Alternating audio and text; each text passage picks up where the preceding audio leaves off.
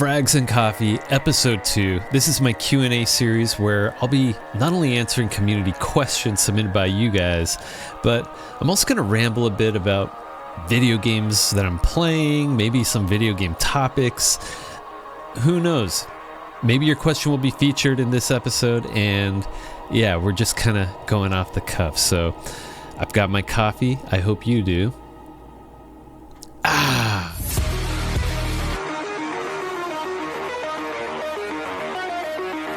But yeah, just a rambling talking head sort of episode here. I've got timestamps down below in case if you want to skip ahead to a specific topic. Don't forget to like, sub, do all the YouTube stuff. It is greatly appreciated. Let's get into it. Okay, so Q&A time. Our first question comes from Carl Raven 91. What are your favorite expansion or expansions from Quake 2? Have you played any of the Wolfenstein games after 3D? Thanks for submitting that question, Carl Raven 91. It's a good couple questions.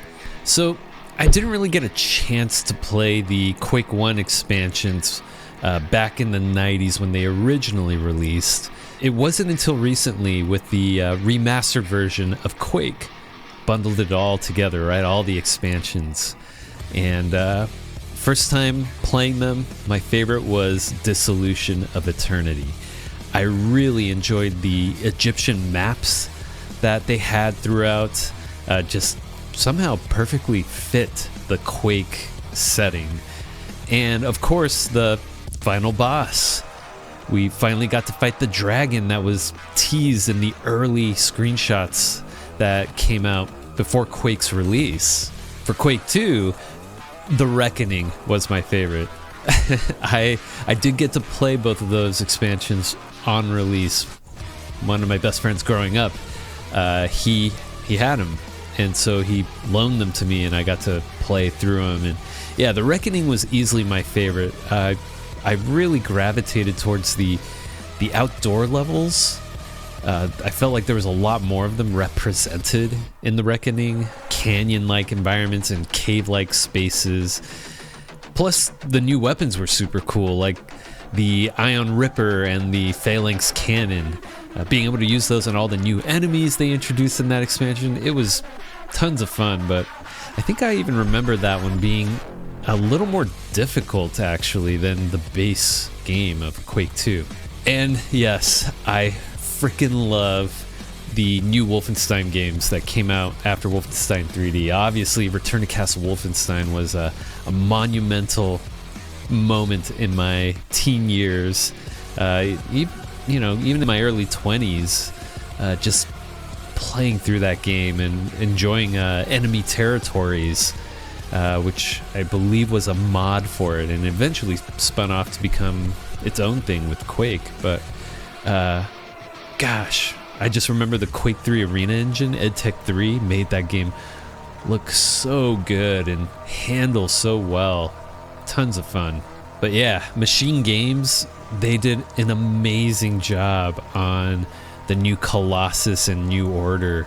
They just mastered the balance of telling, this amazing narrative mixed with like top-notch gunplay sort of moments, and just so good.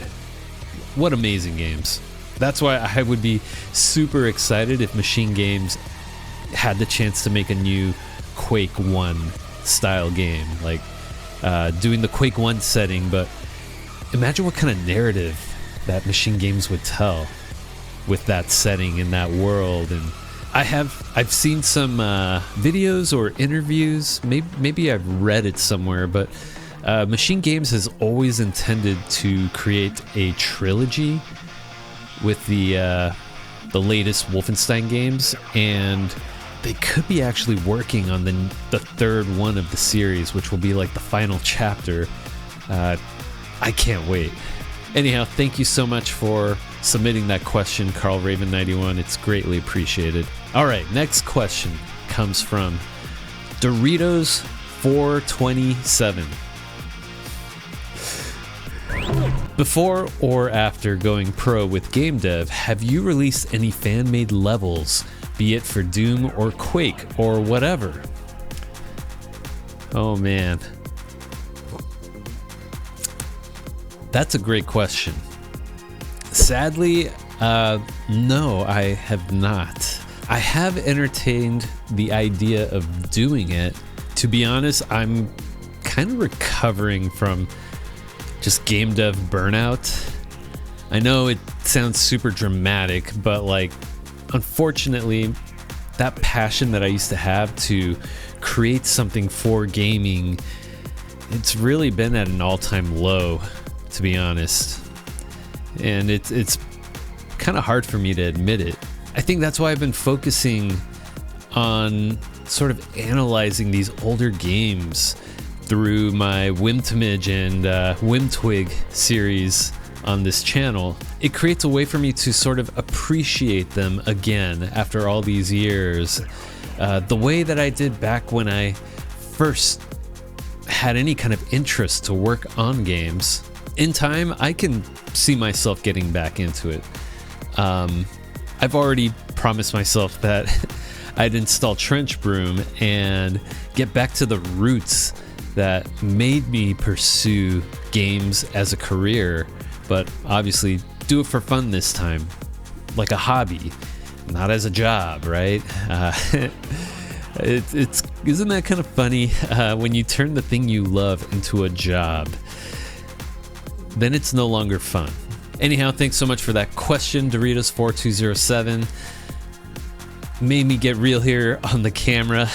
So that's good though. I want this Q&A series to be an opportunity for me to connect with my viewers at a more personal level. So again, thank you so much for that question. And our last question comes from Wade Dowell. Hey Scott, tell me what is better, Unreal Tournament or Quake?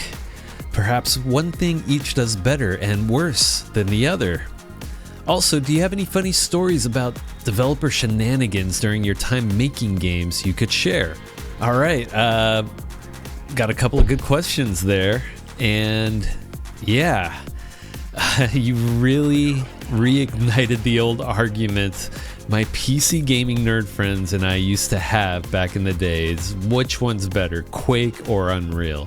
You know, now that I'm aged and wise, well, kinda, the wise part, I'm working on that, but it really just comes down to preference, really. Personally, I've always loved Quake more than Unreal.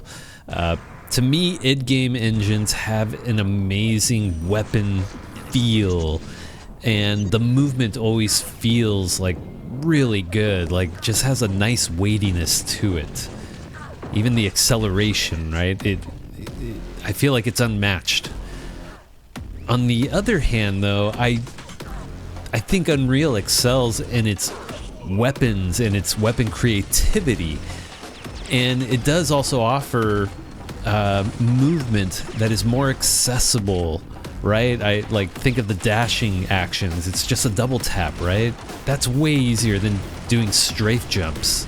But Unreal games feel floaty to me.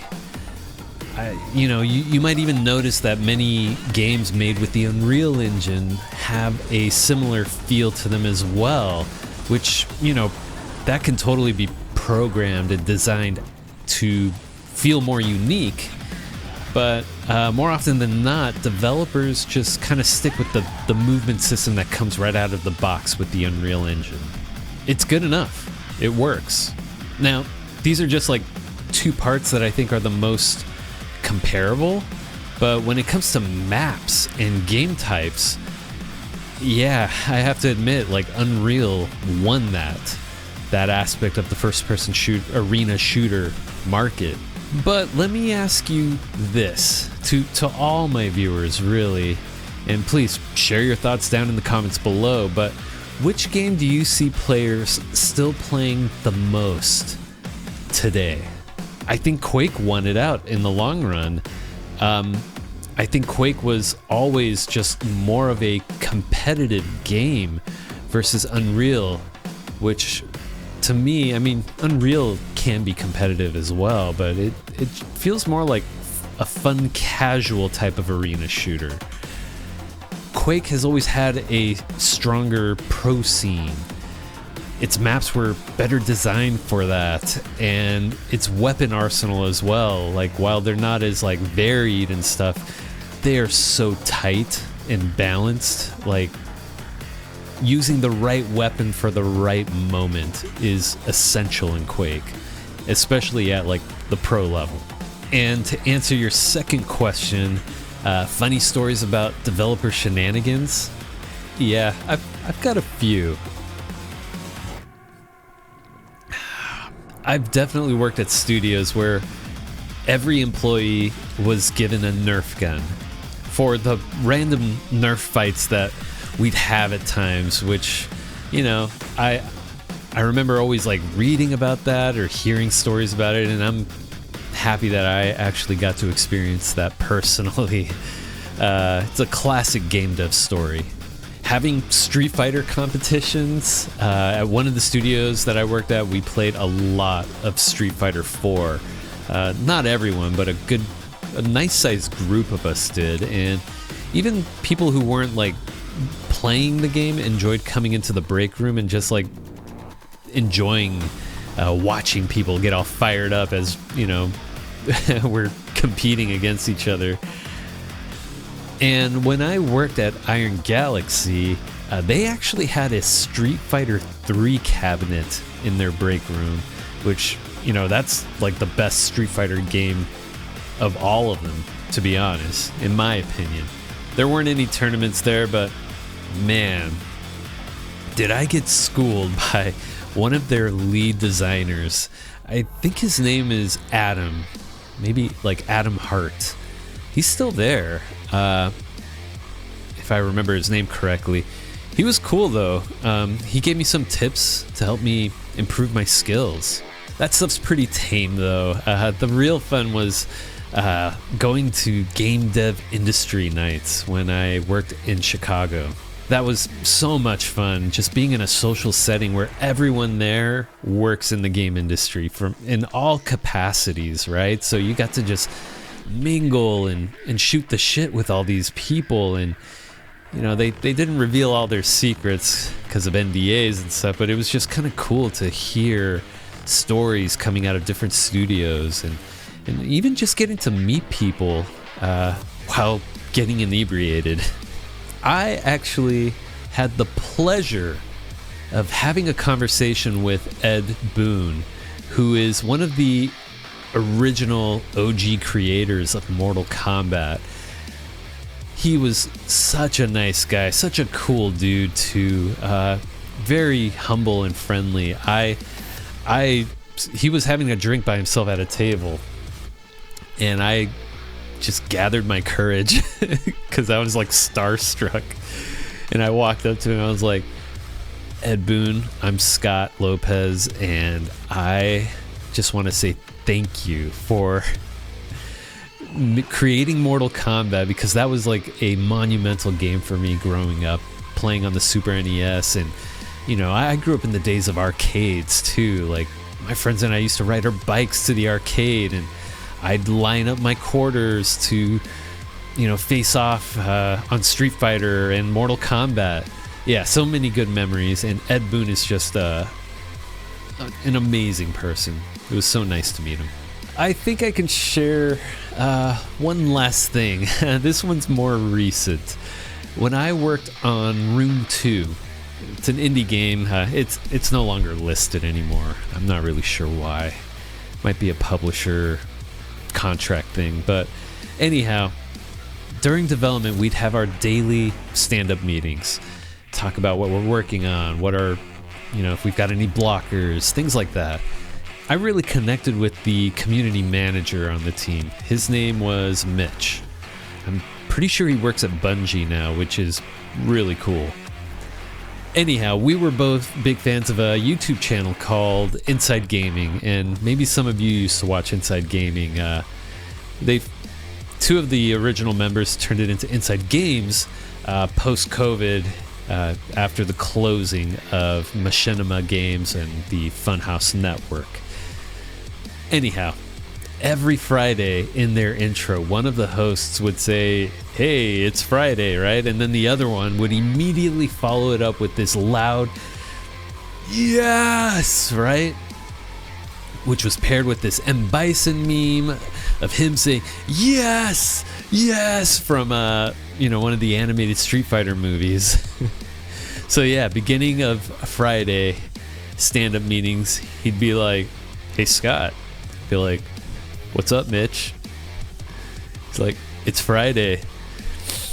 Yes, yes, as loud as I could. It was fun times. So that wraps up our Q&A segment of the show. If you would like to submit a question to have answered and featured on the show, please, whether it's in this video or any video I release, put your question down in the comments section with the tag Frags and Coffee. That helps me search through all my comments and find those questions, and I can save it for this series. And who knows, you might be featured in the next episode. Anyhow, let's continue on. So what have I been playing? I've been still really enjoying Marathon. I wanted to talk about it because I feel like if you're following any kind of gaming news, there's a lot of drama around that game right now. Just a lot of players worried that this is the next live service game that's going to die because, Bungie spent, what was it, some ridiculous amount of money on it, and it hasn't sold as well as I think they were hoping. It's still a successful game, though. If you look at the reviews, the game is reviewing extremely well, and if you look at player retention, the retention, I would say, follows healthy patterns of a live service game that is doing fine. This isn't a Concord situation, or what's the other game? High Guard. Those games just flopped. With each week, the graphs that you can see on Steam charts, which it's a love-hate relationship with Steam charts. I like the data as somebody who's, very much a data-driven kind of person, but like what it's done to the games industry for players, I feel has made things very caustic. There's a lot of pressure for games to be like 9 out of 10s, and there's no room, it seems like, for games that are 7s or 8s, or maybe even a 6. It's not that they're bad games, they're fine, they're okay. I mean, hell, an 8 out of 10 is like still a great game in my opinion. Anyhow, I'm rambling.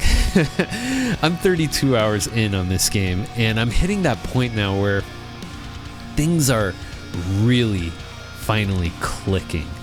I'm learning the maps, how different weapons work, and I'm also making like better real-time decisions and choices in such a dynamic gameplay experience. If you've never played an extraction shooter, like, it is one of the most tense experiences you could ever have. I would say more so than a battle royale, mainly because your gear and your loot is on the line.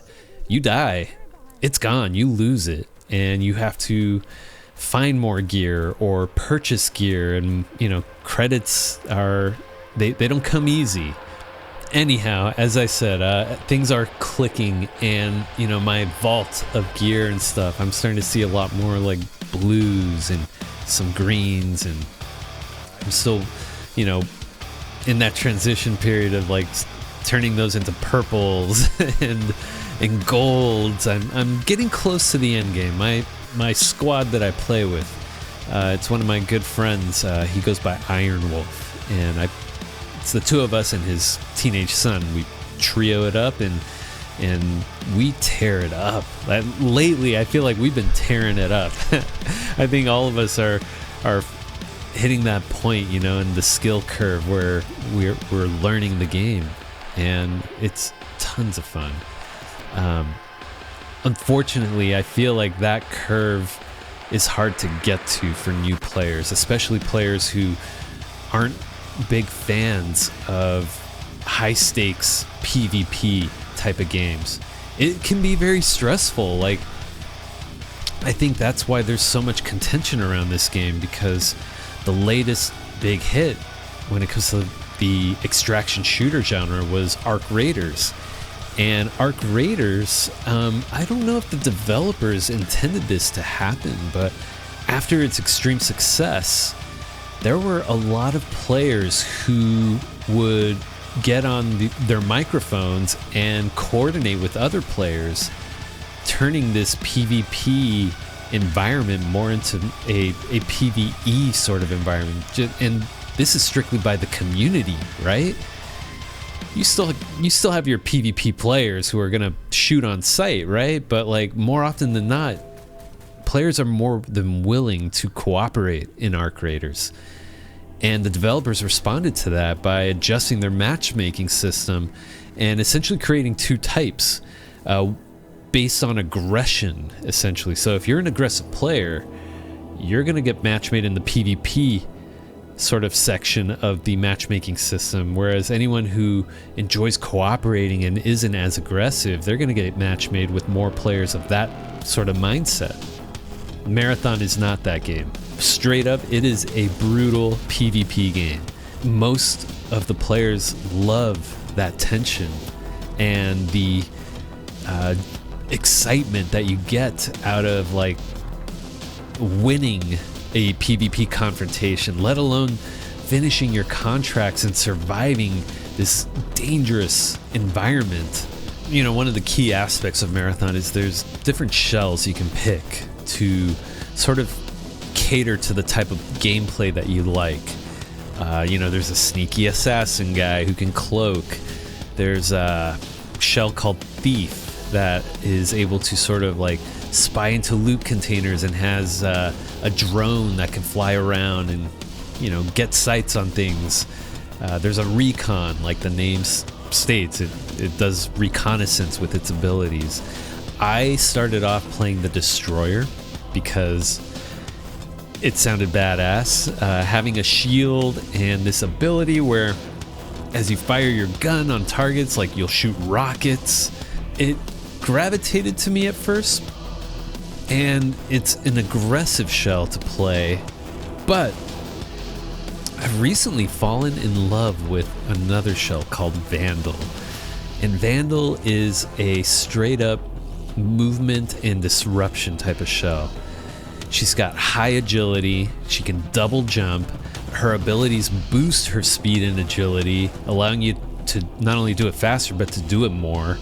And her disruption is this AoE blast that, you know, not only does its damage, but it'll knock your targets into the air, you know, knock them off platforms, whatever. I've really come to enjoy her movement, and I honestly think it's because of my sort of roots in arena shooters.